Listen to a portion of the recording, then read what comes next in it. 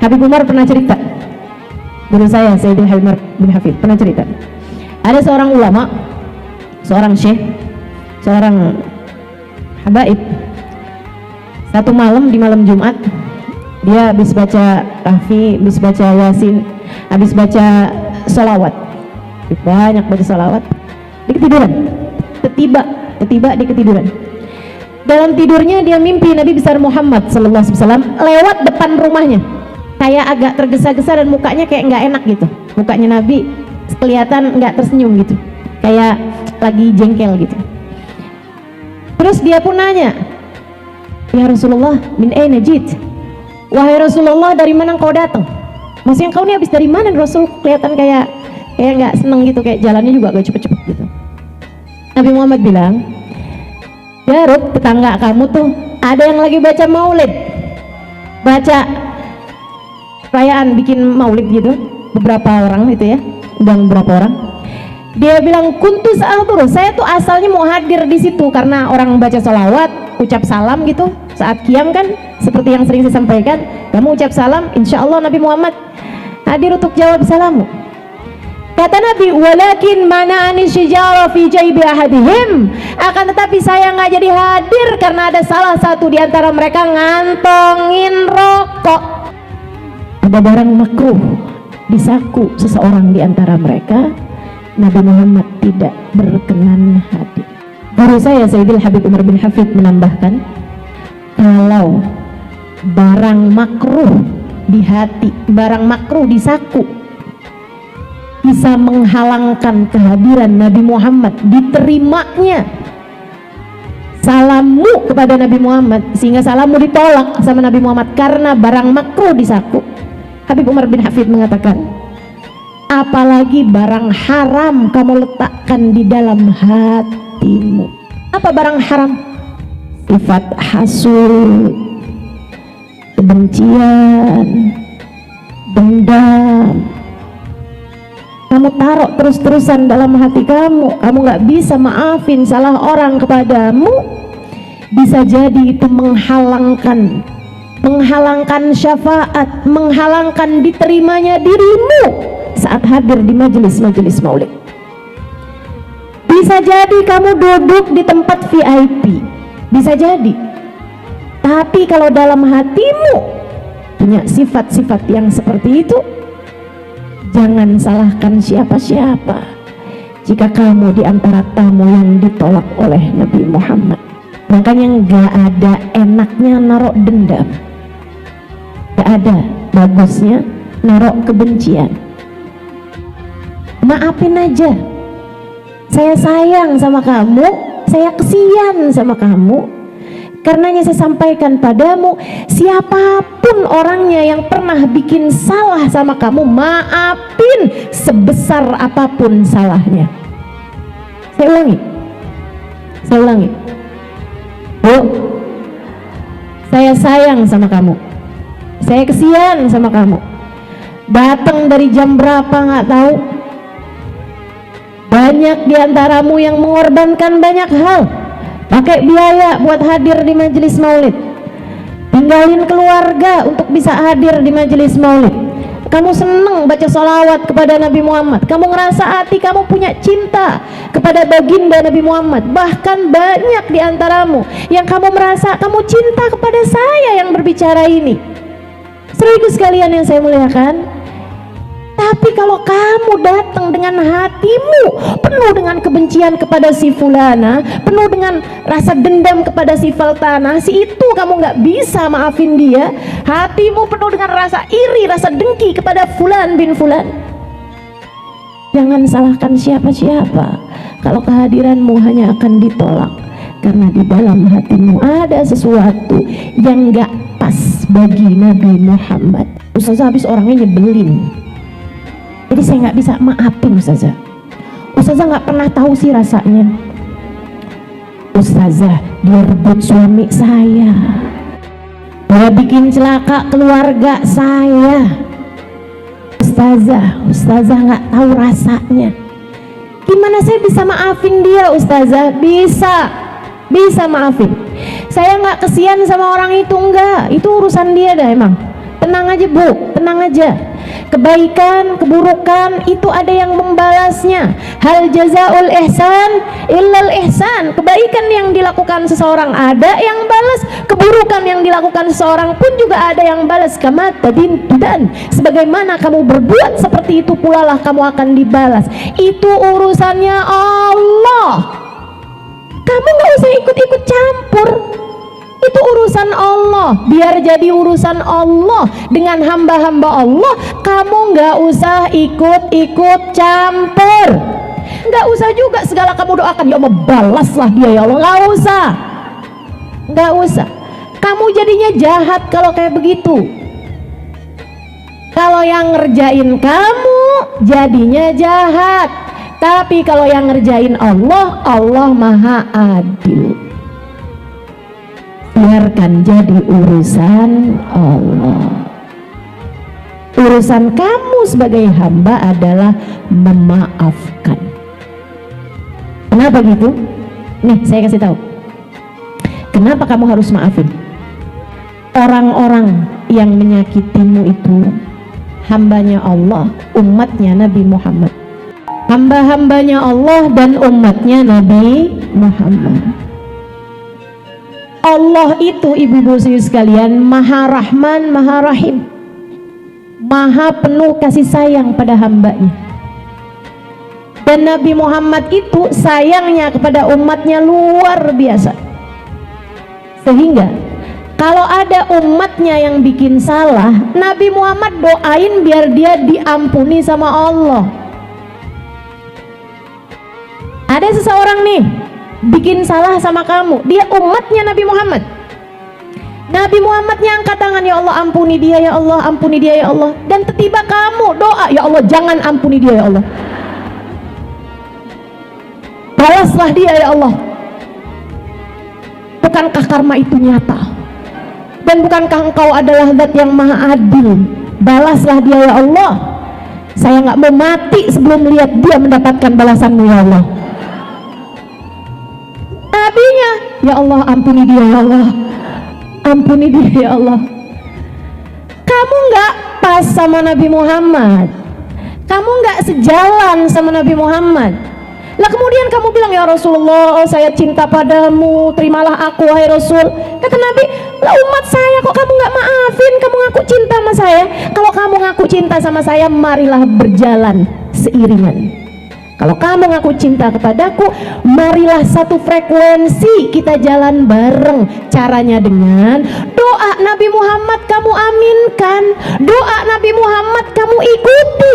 Nabinya minta agar umatnya diampuni, kamu pun berdoa yang sama. Ya Allah, saya memang sakit hati saya karena dia sakiti. Akan tetapi saya tahu dia adalah hambamu, sementara engkau adalah zat yang penuh kasih sayang, dan dia adalah umat Nabi Muhammad. Ya Allah, Nabi Muhammad menginginkan dia agar dia diampuni karenanya.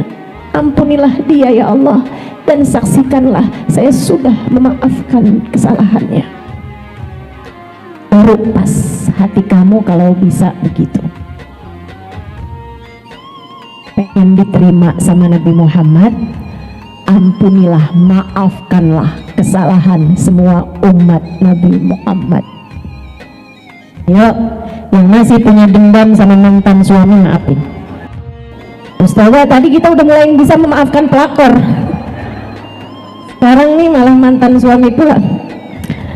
Ayo siapapun dari umat Nabi Muhammad, maafkan, maafkan. Jelas? Ayo Bu, coba sekarang juga nih. Kalau ibu-ibu saya ajarin. Siapapun diantaramu yang kepengen diterima sama Nabi Muhammad, ini saya sangat serius. Siapapun diantaramu yang kepengen diterima sama Nabi Muhammad, lihat hati kamu. Lihat hati kamu. Kalau masih ada satu orang yang kamu selalu mengingatnya dengan penuh dendam, kamu mengingatnya dengan yang nggak bisa saya maafin dia, nggak bisa saya maafin dia. Nih sekarang juga, kamu pengen diterima sama Nabi Muhammad, ucapkan, ya Rasulullah, saya memaafkan dia karenamu. Ya Rasulullah, saya memaafkan dia karenamu. Saya memaafkan dia karena dia adalah umatmu. Saya saya memaafkan dia, ya Rasulullah, sebab saya berharap dapat berjalan seiringan denganmu. Saya berharap berada di jalan yang sama denganmu. Insya Allah. Apalagi tuh kotorannya hati. Nih, kotorannya hati, selain daripada kebencian, dendam, selain daripada itu, kotoran hati yang lain adalah iradatul dzunub, menginginkan perbuatan-perbuatan dosa. Hatinya kepengen buat ngerjain dosa. Ibu-ibu sekalian yang saya muliakan, jika ada di antaramu yang hadir, adik-adik, jika ada di antaramu yang hadir yang hatinya memiliki ketertarikan dan cinta kepada yang tidak halal baginya, jika di dalam hatimu memiliki rasa cinta, saya tahu kamu biasa menyebutnya dengan terjebak, sebab rasanya itu terkadang kayak nggak bisa kemana-mana gitu. Udah bolak-balik taubat dari mencintai yang salah, tapi kemudian hatimu kembali lagi terikat dengannya. Udah sempet putus, tahu-tahu nyambung lagi, hanya gara-gara hai apa kabar, gara-gara hai apa kabar setitik rusak move on sebelumnya. Ayo nih, ini juga nggak kalah kasihannya saya kepada yang punya rasa seperti ini. Seneng sama suami orang, terjebak dalam rasa cinta yang salah, terjebak dalam rasa cinta yang haram. Menurutmu itu bukan kotoran di dalam hatimu. Kamu pengen diterima sama Nabi Muhammad, tuh ilangin rasa cinta yang salah di dalam hatimu, ilangi kebergantungan dan ketergantungan terhadap semua jenis dosa. Ibu-ibu sekalian, jika ada di antaramu yang masih terjebak dengan riba, dengan pinjol, dengan hutang-hutang yang berbunga, jika ada di antaramu yang masih terjebak dengan pekerjaan-pekerjaan yang haram, segeralah bertaubat. Ustazah, masalahnya walaupun saya taubat kan utangnya nggak lunas. Iya betul, utang kamu nggak lunas dengan kamu bertaubat. Tapi jika Allah lihat kesungguh-sungguhan hatimu untuk bertaubat dari segala dosa-dosa yang telah kamu lakukan, lihat nanti bagaimana Allah akan membantumu. Teman-teman, kamu harus tahu, Nabi Muhammad itu kalau mau nyolatin sahabatnya yang meninggal dunia, pertanyaannya Nabi cuma satu, dia punya utang apa enggak? Begitu dibilang ada wahai Rasulullah, Nabi pulang nggak jadi nyolatin. Kamu bayangin, kalau kamu sampai meninggal dunia dan kamu masih bawa hutang, apalagi hutangmu tersebut adalah hutang yang ada bunganya, ada ribanya, itu sekaligus sekalian Nabi Muhammad mengatakan, la'anallah akilur riba wa mukila wa katiba wa syahida. Allah melaknat orang yang makan dari uang riba, Allah melaknat orang yang diberi makan dengan uang riba, Allah melaknat, maksudnya yang hutang dan yang menghutangi sama-sama dilaknat sama Allah. Wa katibah, bahkan yang nyatet, wa syahidah, bahkan yang jadi saksinya, adminnya itu ikut dilaknat sama Allah, bahkan yang jadi saksinya ikut dilaknat sama Allah SWT. Apa artinya laknat? Al-bu'd min rahmatillah, dijauhkan dari rahmatnya Allah. Bagaimana mungkin kamu berani mati dengan membawa laknatnya Allah? Allah murka padamu, teman-teman sekalian. Berani kamu datang kemari dengan membawa laknatnya Allah, terus kamu bilang saya datang kepada Nabi Muhammad, saya mau ucap salam kepada baginda Nabi Muhammad. Rokok itu barang makruh, teman-teman sekalian. Segitunya menghalangkan Nabi untuk hadir menjawab salam. Bagaimana pula dengan riba yang jelas-jelasan haram? Karenanya siapapun yang masih berhutang dengan hutang riba, bertaubatlah di tempat ini. Kamu pengen jadi tamu Nabi Muhammad yang diterima, bertaubatlah saudariku sekalian. Saya kesian padamu, bertaubatlah. Saya kesian padamu, bertaubatlah. Bertaubatlah. Gak apa-apa kok kamu gak punya tas kayak yang dipunyai saudaramu, gak apa-apa. Gak apa-apa kok kamu gak punya baju kayak yang dipunya sama iparmu tuh gak apa-apa. Gak apa-apa.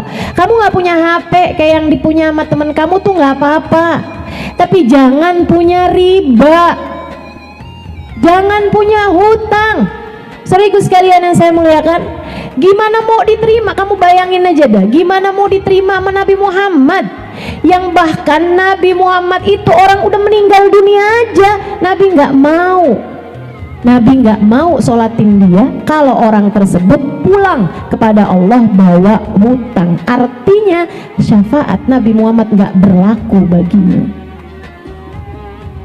Artinya syafaat Nabi Muhammad tidak berlaku baginya. Yo, taubatin, taubatin, taubatin. Bilang, ya Allah, aku bertaubat, gak akan lagi saya melakukan hal yang kau haramkan ya Allah. Ya Allah, saya bertaubat, tidak akan lagi mencintai yang tidak halal bagi saya ya Allah. Terus sekarang juga ya Allah, sebab saya nggak mau jadi tamunya Nabi Muhammad yang ditolak bolak-balik. Saya nggak mau jadi tamunya Nabi Muhammad yang bahkan mungkin menjadi sebab orang lain tertolak gara-gara saya ya Allah.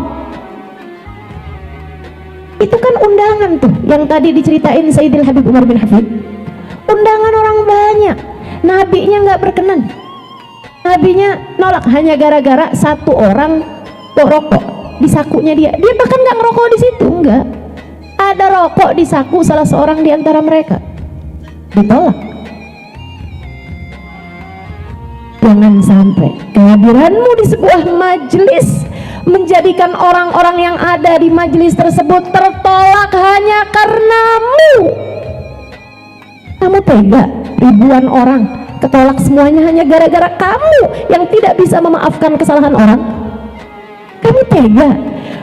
Saya datang jauh-jauh dari Jakarta, Ustazah Budur datang jauh-jauh dari Kuningan, ini adik-adik santri datang jauh-jauh dari Kuningan, udah baca sholawat, udah baca maulid, sudah baca qasidah-qasidah yang enak, kemudian tertolak hanya gara-gara kamu yang terus-terusan naruh barang-barang jelek di dalam hatimu. Ayolah, yuk kita benahi majelis-majelis kita. Mari kita benerin majelis-majelis kita, biar kita semuanya diterima sama Nabi Muhammad, biar kita semuanya dibukain pintu sama Nabi Muhammad, biar kita semuanya jadi orang-orang yang Nabi Muhammad pantas memandang kita dengan pandangan penuh kasih sayang. Yo, apapun dosamu, bertaubatlah. Apapun dosamu, bertaubatlah. Apapun dosa kita, mari kita bertaubat, biar kita pantas diterima sama Nabi Muhammad.